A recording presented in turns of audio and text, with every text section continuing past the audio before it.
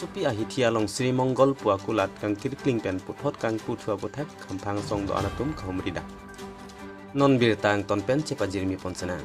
labangso akulat along kahumri dam nang ko kalam the bangke kedam tang ongdung arni bename Shri mangal akulat ingkir pontang lo bon sitame pini non puthot kangpu thu de bangke kopi koson pena theloma lapen koson si kangpu long problem apose hamphang asong do anatum karju kapatin dam bang sia phansi pini hamphang asong klem bang puam do anatum sitame Shri mangal akulat along kahumri dam palele atheke chuge dam tang Shri mangal asupu nitsa join lapen kes yang bong lam thama ke tok tang de phi puthot pini kangpu tulong popke mangpu me alam posi hamphang asong pen bang pi bang potom danta mangpu prong pen pini Shri mangal akulat along kopi koson pen ma karju patini dam bang sia phansi Shri mangal akulat along pini ar mucheto dam nang kok labangso phi puthot ke thek dam long bangke Karbi Anglong autonomous council hin pen trading license mate kangpu pontu alo ki pontu tang lo kusi pini pen kangpu pontu nang kok news text report public tv Karbi Anglong.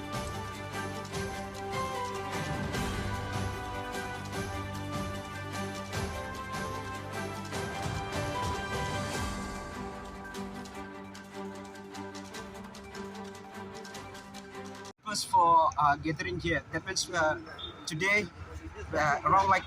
10 organizations we are gathering here, and the main purpose for gathering here is that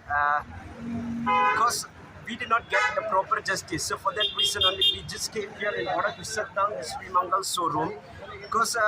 the first and foremost thing what the council should have to do is that this showroom has been shut down by the organization. That means the first and foremost thing, the council should have to discuss with us about the reopening of Shri Mangal. But they did not discuss with us without any discussion. They has passed the bill in order to open the Shri Mangal showroom. So for that reason only the 10 organizations, we gathered here in order to shut down the Shri Mangal showroom. By saying this, I would like to conclude my speech. Thank you. Shri Mangalor দোকানত সম্পদ আজি আহিব লগীয়া কাৰণটো হ'ল আজি আমি ইয়াত অহা কাৰণটো হ'ল যে এই দোকানটো কেনেকৈ খুলিব পালে আমি তাত এই দোকানটো খোলাৰ পিছত আমি গম পাই আমি আহি ইয়াত আমি দোকানীৰ লগত আমি কথা পাতি তাত কাউন্সিলৰ পৰা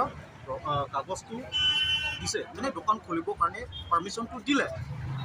ঠিক আছে কিন্তু আমাৰ উদ্দেশ্যটো হ'ল যে এই দোকানটো আমি সংগঠন মিলি কাউন্সিলৰ যোগেদি চব মিলি আমি বন্ধ কৰিছোঁ ন তেনেহ'লে আমি সংগঠনটো আমি ছেটিছফাই হোৱা নাই আমাক প্ৰপাৰলি জাষ্টিছটো লাগে এতিয়া ওৱান ছাইড মাত্ৰ জাষ্টিছটো হৈ আছে এইটো মানে বহুত সাইড জাস্টিসটো লাগিব আৰু কি বিচাৰে আপোনালোকে আমি জাস্টিস লাগিব আৰু কোমল যেন কোট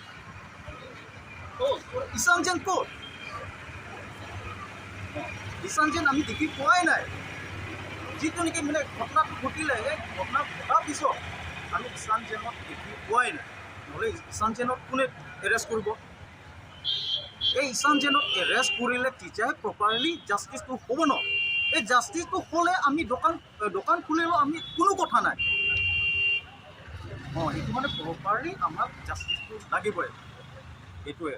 আৰু এটা ডাঙৰ কথা ক'ব খোজোঁ যে কাৰ্বি আংলঙত থাকিলে ফাৰ্ষ্টলি এটা ৰেচপেক্ট কৰিব খোজক ৰেচপেক্ট কৰক আমি দোকানীক কৈছোঁ যে দোকানটো আপোনালোকে বন্ধ কৰক আমি ইয়াত হুলস্থুল কৰিব অহা নাই আমি ঠাণ্ডা মতে আমি আহিছোঁ এপ্লিকেশ্যন দিম ৰিকুৱেষ্ট কৰিম এডমিনিষ্ট্ৰেটিভক ৰিকুৱেষ্ট কৰিম বৰ্তমান সেইকাৰণে মই ক'ব খুজিছোঁ মই পৰিস্থিতি কৰিব অহা নাই মই বাৰম্বাৰ কৈ আছোঁ আমি ইয়াত আজি কিষাণ জেল দোকানত আহি পৰিস্থিতি কৰিব আমি বুজিব খুজিছোঁ যাতে আহিবলগীয়া দিনটো কাৰ্বি আংলঙত তেনেকুৱা সমস্যাৰ সন্মুখীন যাতে আমি হ'ব নালাগে সেই গতিকে আমি আহিছোঁ বহুত দেখিছোঁ আমি কেছ কিন্তু আজিলৈকে শাস্তিবিহীন হোৱা নাই দুখী ওৱান ছাইডেড জাষ্টিছমেণ্ট হোৱাটো আমি নিবিচাৰোঁ সদায় কোনে বিচাৰে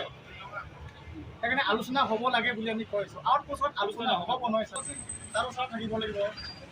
কাউন্সিলৰ বস্তু কাউন্সিলৰ নলেজ হ'ব লাগিব কাউন্সিলে সব স্যাৰ মই কৈছো মই ৰিকুৱেষ্ট কৰি আছো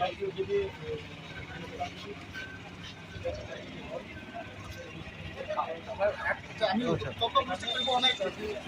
কাউন্সিলটো আমাৰে কাউন্সিল হয় সকলোৰে কাউন্সিল হয়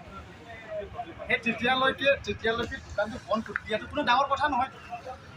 আমি নিজে বন্ধ কৰিব অহা নাই বন্ধ কৰিবহে কৈছোঁ আমি নিজে বন্ধ কৰিব নাই আমি কোনো এটা বস্তু আমি কাজ কৰিব অহা নাই আমি ৰিকুৱেষ্ট কৰিছোঁ আপুনি নিজৰ মতে আমাক সন্মান দিবলৈ চেষ্টা কৰক বুজিবলৈ চেষ্টা কৰক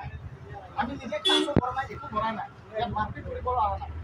এই নিজে বন্ধ কৰিলে সন্মান দিয়াটো কৰক ষ্টেচাৰো থাকিব লাগে গতিকে আপুনি কওক আমি আছোঁ এতিয়া